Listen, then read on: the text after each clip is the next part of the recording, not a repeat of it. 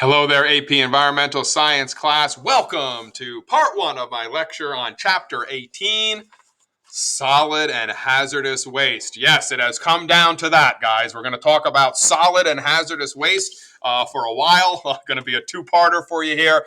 There are about 68 slides to the notes here for Chapter 18, so I'll break it up 34 or so in one lecture and 34 or so in part two. So part one, Chapter 18, Solid and Hazardous Waste. Here we go. As always, starting off with a core case study talking about cradle-to-cradle design. The traditional product life cycle is cradle to grave, right? So traditionally, we create a product, the beginning or the cradle, and then we use the product, and then we get rid of the product. We dispose of it, right? We put it in its grave.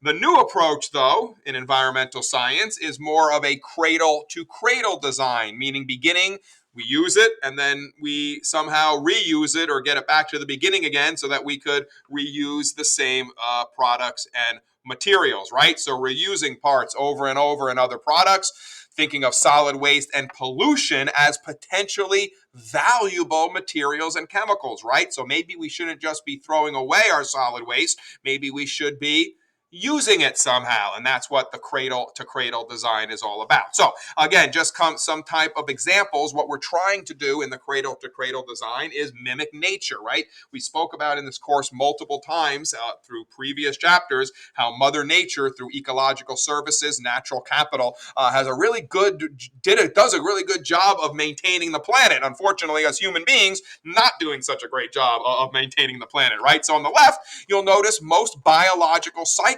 right, are cradle to cradle, right? Think about it. You have a plant that grows, right? The animal eats the plant. Other animals eat that animal. We have waste, right? Which decomposers eat up, right? Which put nutrients back in the soil that the plants can use, and the cycle continues, right? Cradle to cradle. That's what we're trying to do with products now, right? So in the old days, we had the technical nutrients, right? The pieces to the product. The manufacturing plant creates the product. We then use the product. But instead of throwing then the product away, the idea is to return the used product to somewhere where it can then be recycled, and those nutrients or those pieces can then be manufactured into something else, et cetera, et cetera. So that's what we're trying to do.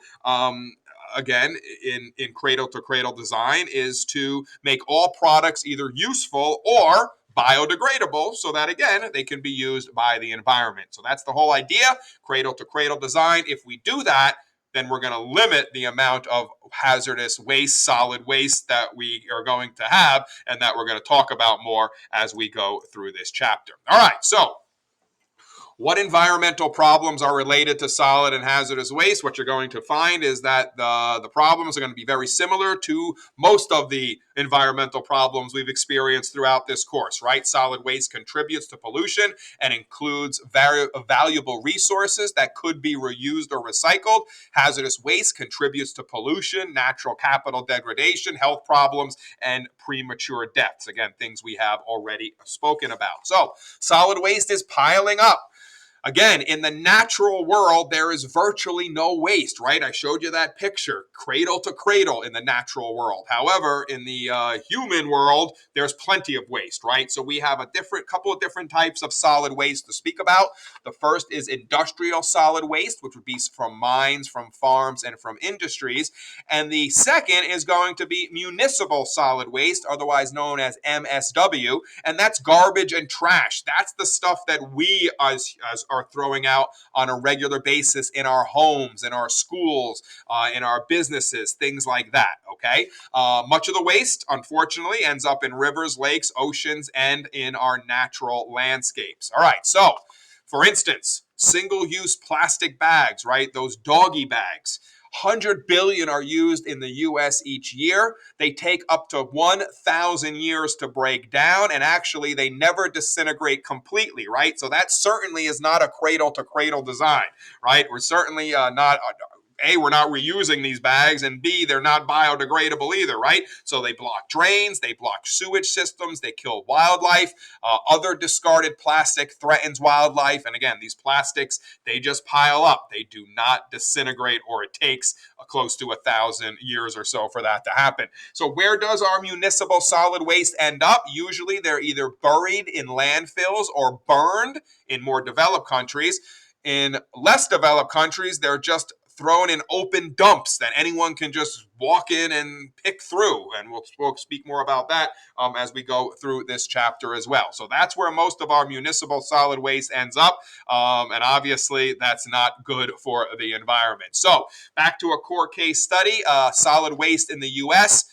As you probably can guess, the United States is the world's largest producer of solid waste. Again, our affluence, right? We have a lot of people in this country can spend money on a lot of things, and then that stuff gets thrown out. We don't really think about reusing or recycling as much as we should, and so we are the largest producers of solid waste and the highest in solid waste per person.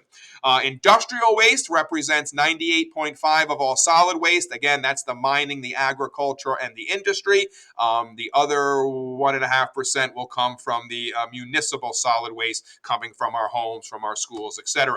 Most waste, again, break down very slowly. That's the problem in the environment. If all these wastes broke down within a week, we wouldn't have a problem, right? But unfortunately, lead, mercury, glass, styrofoam, again, plastic bottles, never actually break down completely or take thousands of years to do so. So this is why it's piling up. Here is a composition of the municipal solid waste in the U.S. So now we're not talking about that industrial waste. We're talking about the solid waste, right? There were two types, the MSW and the industrial. This is the MSW. And what you're noticing is that paper products make up the largest part of the solid waste, municipal solid waste in the U.S., with food and yard trimmings and plastics coming in kind of close to each other as second place. You'll notice metals, 9%, and then rubber, textiles, wood, glass, and other round out here. What happens to our municipal solid waste? Well, 53% head to sanitary landfills, where they're just put there,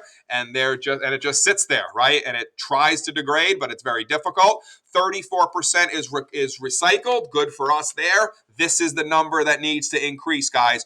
13% is incinerated, which means it is burned. And while burning of the garbage may not leave it in landfills, there is, you can probably imagine, some environmental problems that go with burning garbage.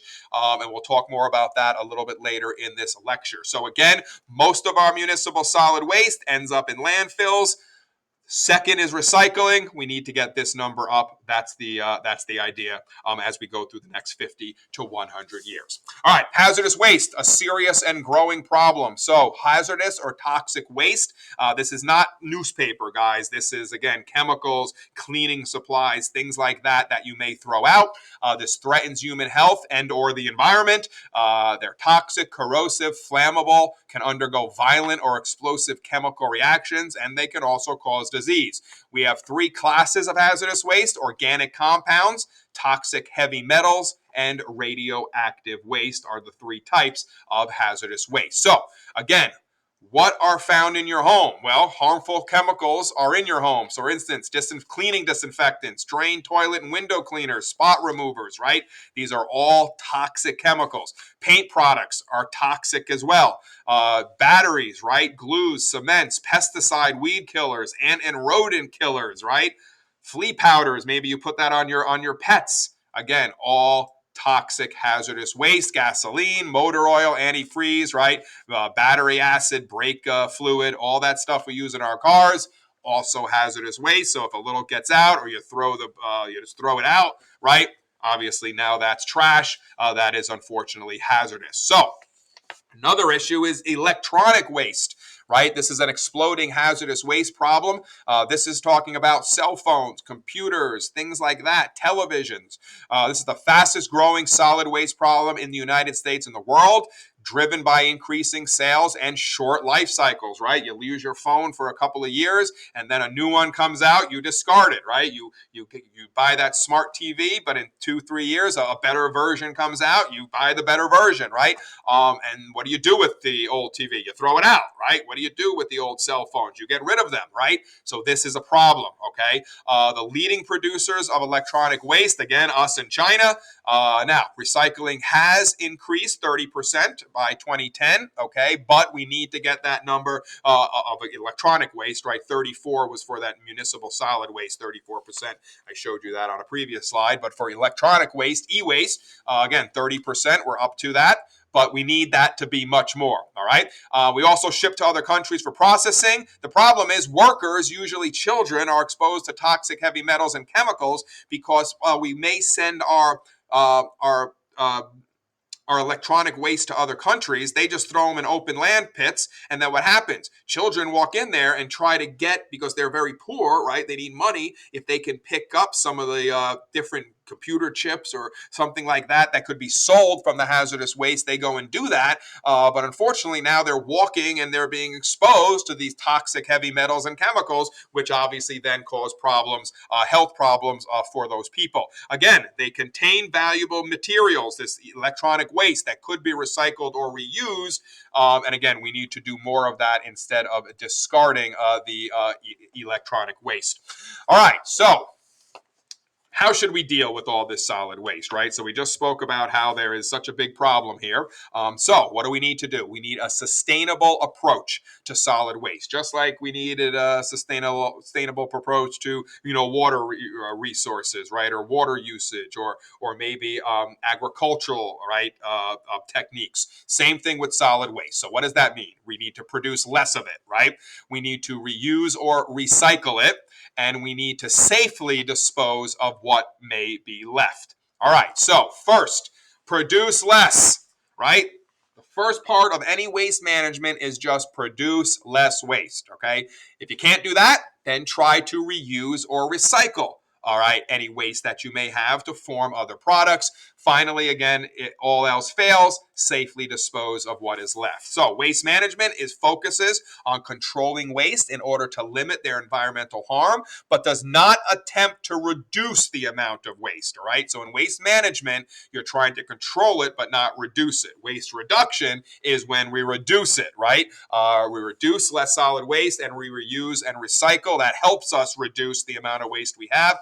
Then we have something called integrated waste management, which uses a variety of strategies for management and for reduction of waste. So that's what we're looking at here. This is integrated waste management, where again, there's going to be a bunch of things going on. You're going to reuse, you're going to recycle, maybe you're going to refuse or reduce, right, what you're going to be using. So for instance, raw materials go in, we process and manufacture, we make products. Waste generated by household and businesses, right, can be reused or recycled back to the processing plant, right, to make that. Food waste could be composted and then made into fertilizer to be used in a garden. Hazardous waste could go into a hazardous waste management where you're going to do more things to help mitigate the issues with hazardous waste, right?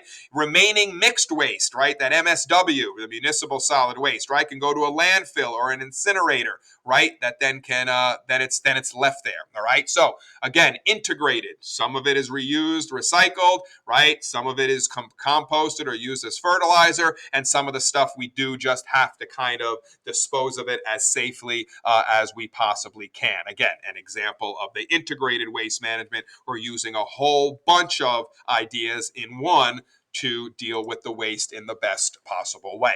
All right.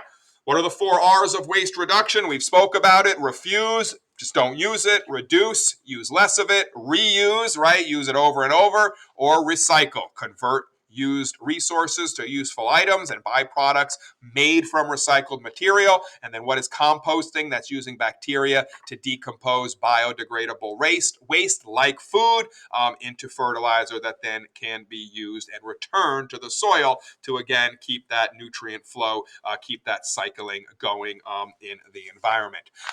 6 strategies, right, to help us with the 4 R's of waste reduction. Number 1, change industrial processes to to eliminate or reduce the use of harmful chemicals, redesign manufacturing processes to use less material and less energy, develop easy to recycle products, establish cradle to cradle responsibility, eliminate unnecessary packaging, and use fee per bag waste collection systems. Okay, so I basically pay for how much garbage, right? Right now, I just pay a flat tax in my town. I can put out as many garbage bags as I want, right? Maybe if I was being charged per bag, I might put out less bags. So again, these are 6 strategies to help with the 4 R's. My advice, know as many of these as you can in case you need to use them on an FRQ down the road. So again, what are we looking at here? This is basically just looking at what we should do and what we do. So what we do is we bury 67% of our waste. Shouldn't do that. We recycle and compost 23.7. So anywhere in green is what you want to do. Anything in orange, you really shouldn't be doing. Anything in red, you definitely shouldn't be doing, right? So we need to be doing more of this. We incinerate about 9%. Again, not the best. We reuse only about 0.2% and we reduce less than 0.1%, right? What should we do? Reduce, reuse, and recycle, right? We should only bury and incinerate if we have to. They should be on the bottom of the pyramid, not on the top of the pyramid like we currently are, burying 67% of our solid waste. So again, we need more of the R's there: the reducing, the reusing, and the recycling. All right, moving on. So why are refusing, reducing, reusing, and recycling so important? I'm sure you probably have some ideas in your mind. We'll go through them. Benefits of refusing, reducing, reusing, and recycling. First off, decreases the consumption of matter and energy resources.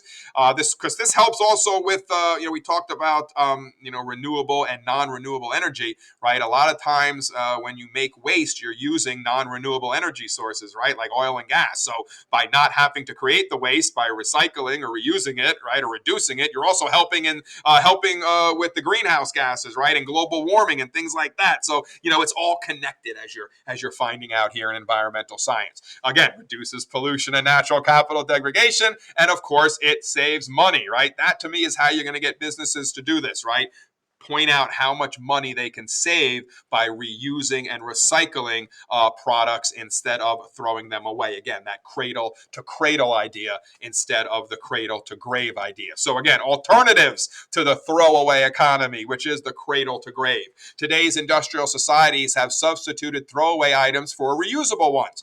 Questions to ask: do I really need this? How many of these do I really need? Is this something I can use more than just once? Can I repurpose this product when I am done with it? So again, a lot of this, my example are water bottles, right? Those plastic water bottles. I still see them around at school, but I see many more of you with actual hard water bottles that you can use over and over again, and you just fill water up. That's basically what we're talking about here, right? If everyone has their own water bottle, we don't need any of those plastic bottles, and we can get rid of all that solid waste, right, that those plastic bottles produce. So again, you guys are already kind of doing this, at least is what I see, around the school and around my life as well. So what can you do to help reduce solid waste? Again, we love these charts. Definitely know a few of these bullet points for any FRQs. Follow the 4 R's of resource use. Again, the refuse, reduce, reuse, and recycle. Ask yourself if you really need it. Rent, borrow, or barter goods when you can. Buy secondhand, right? Donate and sell unused items. Buy things that are reusable and recyclable. Buy products with little or no packaging. I know Amazon does something now where I know I have Amazon Prime and I can get a package each day, or it says save packaging and have all 5 of your items shipped together at a later date. I usually choose that, right? Because the less packaging, there's less waste, right? There's less paper going out in my trash, right? Avoid disposables such as paper and plastic bags, plates, cups, utensils, etc. Cook with whole fresh foods. Avoid the packaged processed foods. And discontinue junk mail. Not many of us are getting mail in the mail anymore. But again, if you are getting some and you're not really reading it, discontinue it.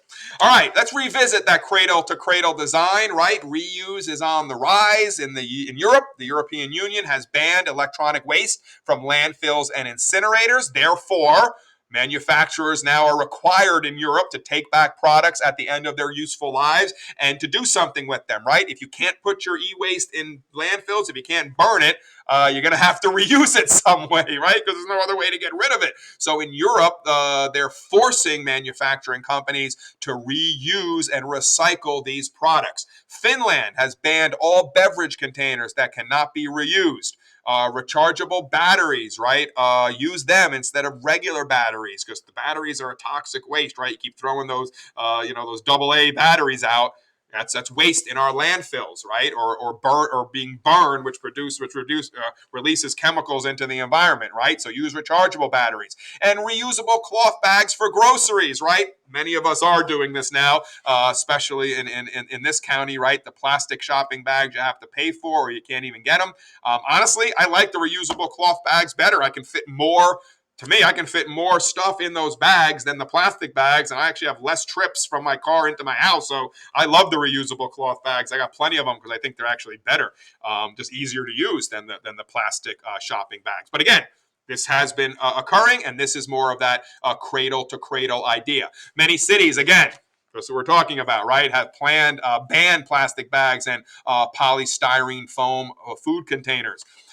Shared use, neighborhood tool libraries, right? Everyone can use a tool, right? Have it in a library for people to share. Same thing with toys, right? Again, not so sure this can happen that easily, but again, instead of buying toys, have toys in one area. The kids can come and play in like a toy library.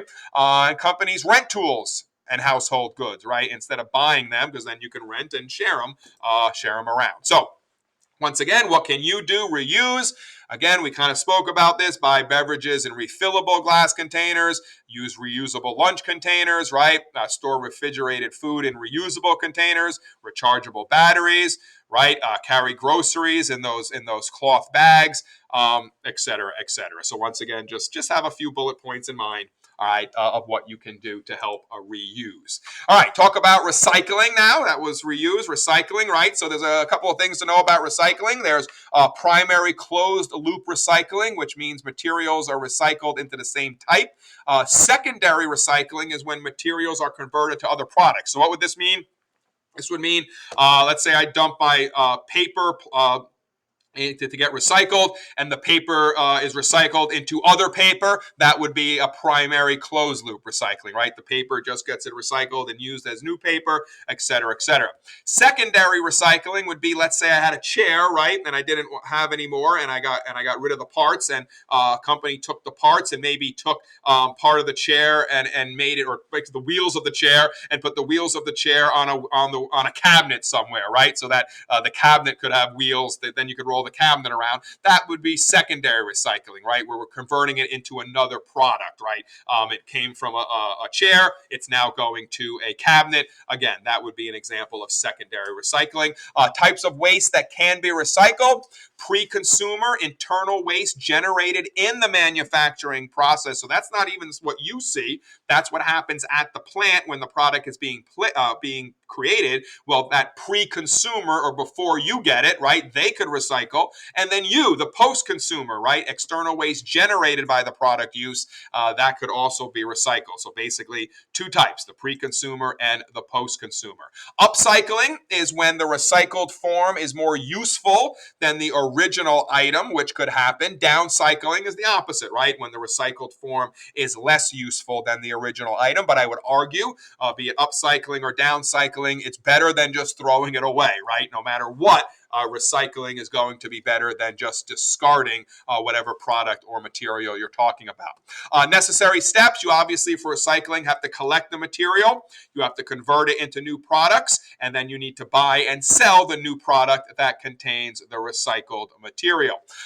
With incentives, the United States could recycle and compost 80% of its municipal solid waste, right? What are we doing? We're doing about 34%, but if there were incentives, monetary incentives, right, we could be up near 80%. Think about how much less now of that municipal solid waste would end up in our landfills or would end up being burned if we can get to an 80% recycling and compost level. In 2014, electronic waste contained more than 1/10 of all the gold mined that year.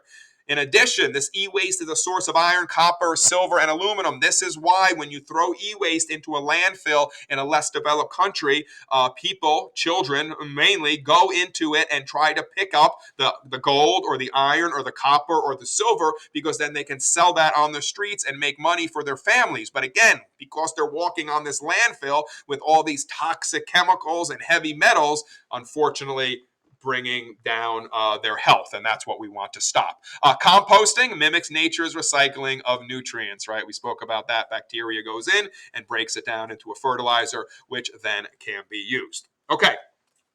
We can mix or separate household solid waste for recycling, and many of us do this already, right? When here in the school, we have the green containers are for bottles and cans, right? Our blue containers are for paper, and our regular garbage pails are just for regular garbage. So, in a materials recovery facility, otherwise known as an MRF, this can encourage, unfortunately, increase trash production, right? Because you're recovering these, you're taking in these materials, right? You're recovering them, but unfortunately that can encourage increased trash. So the mixed waste approach is becoming less sustainable in many communities. This is when people throw trash in recycling bins. The problem is they then have to go to these material recovery facilities where they're kind of separated even more, and that actually can encourage increased trash. So believe it or not, this mixed waste approach is not as sustainable as we thought. So source separation costs less to implement. All right. Pay as you throw or fee per bag. This charges for garbage, but not for recycling. So that's the idea. The idea is to charge for garbage, all right, not for recycling. And if we do that, if you're going to pay for how much garbage you create, you're going to create less garbage. So again, kind of like what we talk about it with full cost pricing, in a way, that's kind of like here what we're doing, right? Charge for that garbage. Don't charge for people to recycle. And then, of course, the idea is that you would have less people throwing it away and more people recycling. 55% of the world's industrial tree harvest is used to make paper. But we could make tree-free paper from straw and kanaf, right? We spoke about that in a previous chapter. Pulp and the paper industry is the world's fifth largest consumer of energy. Believe it or not, again, these are non-renewable energy used to create paper. The paper industry uses water use and creates a lot of pollution. So again, the idea here is to recycle paper or try to find some other source for paper instead of trees, because not only is it bad for the environment to cut down all these trees, but to make paper from trees, you got to use energy, you got to use water, and that causes more pollution. So again, recycling doesn't just help us maintain the paper, it also helps with energy maintenance and keeping water clean and things like that. So as you're noticing, guys, it's all connected. It helps out everyone else, right? Recycled paper compared with making paper from wood pulp generates 35% less water pollution and 74% less air pollution, right? Using recycled paper compared to making paper from scratch. That's what from wood pulp is, basically making paper from scratch, right? Look about how much less water and air pollution occurs, right? So again, it's not just about the material, right? It's not just about keeping more trees out there, which it is, but it also helps with water pollution, air pollution. So it's a win-win-win, as I like to call it. Recycled plastics. Plastics are composed of resins created from oil and natural gas. Again, non-renewable energy. Currently, only 7% of plastics by weight is recycled in the United States. Many types of those plastic resins are difficult to separate. So again, we're not doing very well with plastics. And again, it doesn't disintegrate plastic. So it sits in our landfills for hundreds and thousands of years. In 2014, the first recyclable thermoset plastic was created. Again, if you can figure out a way to create a biodegradable plastic, you'll probably be a very rich person down the road. So something to think about as you head out. All right, last two slides. Just going to talk about the advantages and disadvantages of recycling. So the advantages, it helps with the economy, right? It's cheaper. It helps with health. It has environmental benefits. The disadvantages, it is a bit costly initially, but again, you make up those costs down the road. So again, net economic is you end up making up the cost, but initially it is costly. You have this single pickup system and sorting recyclables by type. Again, isn't necessarily an advantage. We're finding out maybe a little bit more of a disadvantage. So again, trade-offs, advantages to recycling: reduces energy and mineral use with and air and water pollution, reduces greenhouse gas emissions, reduces solids waste, right? Those are the advantages of recycling. The disadvantages: can cost more than burying in areas with ample landfill space, reduces profits for landfills and incinerator owners, all right? And for some, it's inconvenient. To me, that is not a disadvantage, being inconvenient. But obviously, trade-offs of recycling, definitely know a couple of advantages, couple of disadvantages for any FRQ. All right, that concludes part 1 of my lecture on Chapter 18, Solid and Hazardous Waste. Make sure to tune in for part 2, and as always, I thank you for listening.